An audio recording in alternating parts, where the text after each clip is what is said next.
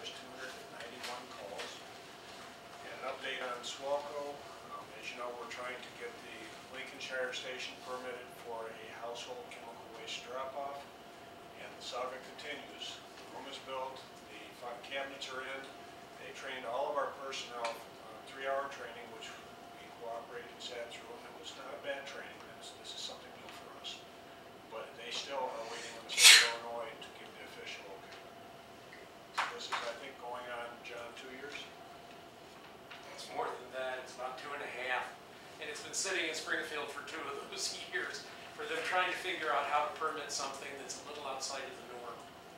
They just can't deal with something unusual. It's ridiculous. So we're trying to cooperate. They want us to be a model for other fire departments in Lake County, perhaps in the state. We think it's a good effort.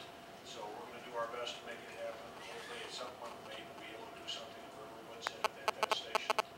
So I'll report more when I get it. I was under the impression that it was slated for the Riverwoods station.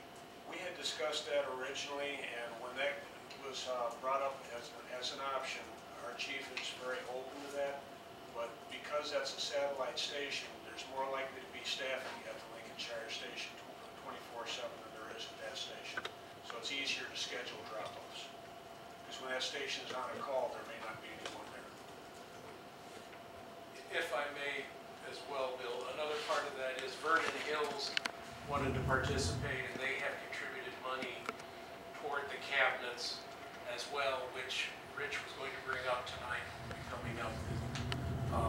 The village is going to be requested to pay, I think it's approximately $2,000 as a contribution toward cabinets. I brought this up in March of last year, indicating that it might be, and you had all indicated that that seemed appropriate. But since Vernon Hills contributed their money as well, the thought was that put it there for now and see if it can be expanded later, and hopefully it won't take 2 years for Springfield to say okay next time. Thank you. That's all. Thank you. Any questions on the fire department? Village attorney report.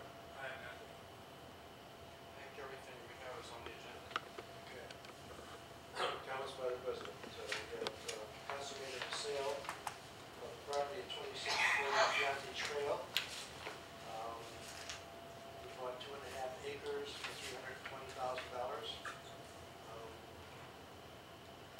Just for the record, I made no commission, my wife made no commission, and nobody that I'm related to made any commission on the sale.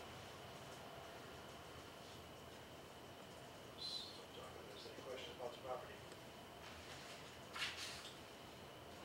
Northbrook water comparison, Bill Swadek found a little glitch. Our last report that we had saved $188,000, and that's not true. With the next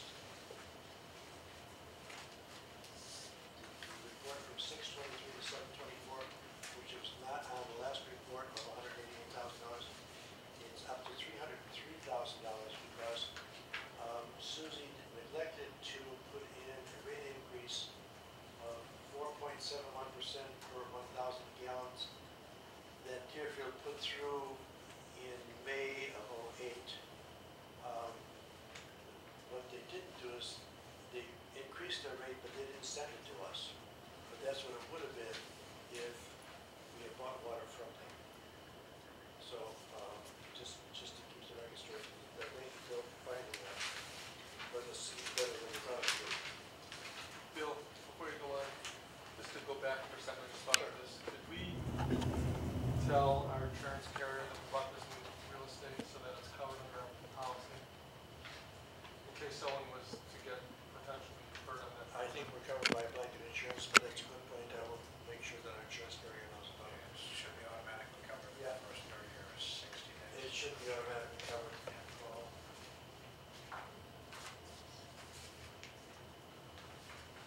Thank you for that.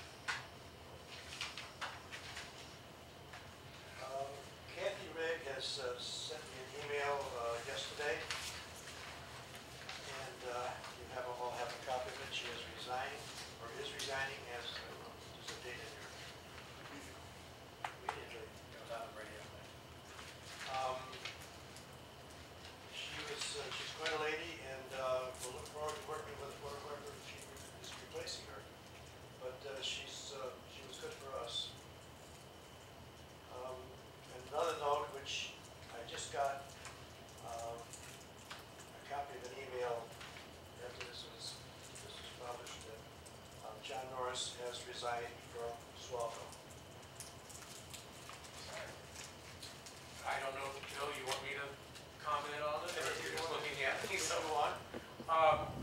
Highland, it has to modify the agreement as to membership on the board, you had to have unanimous agreement of all municipalities.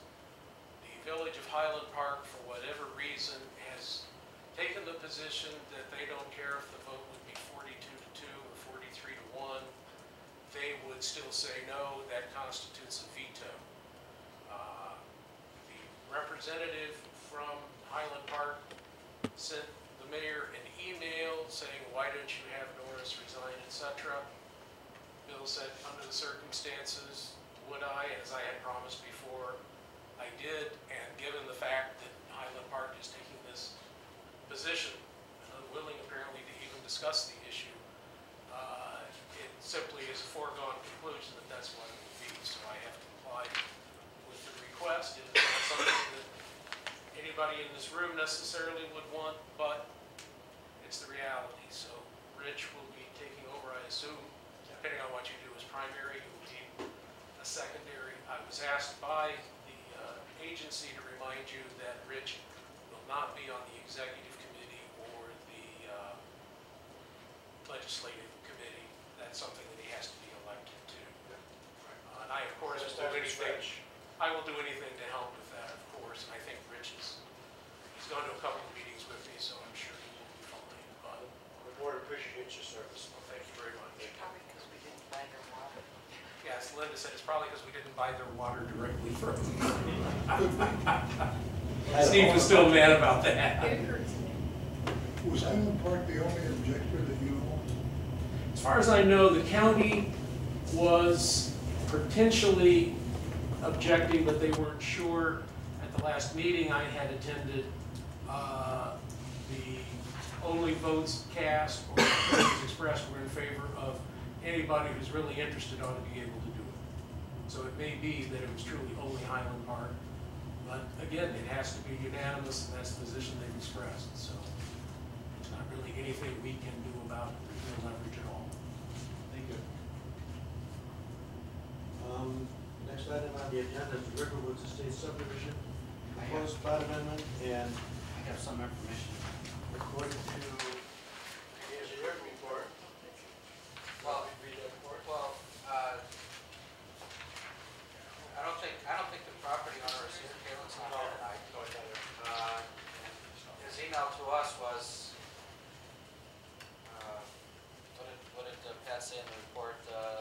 Not in trouble with it now or something like that. Just leave it up.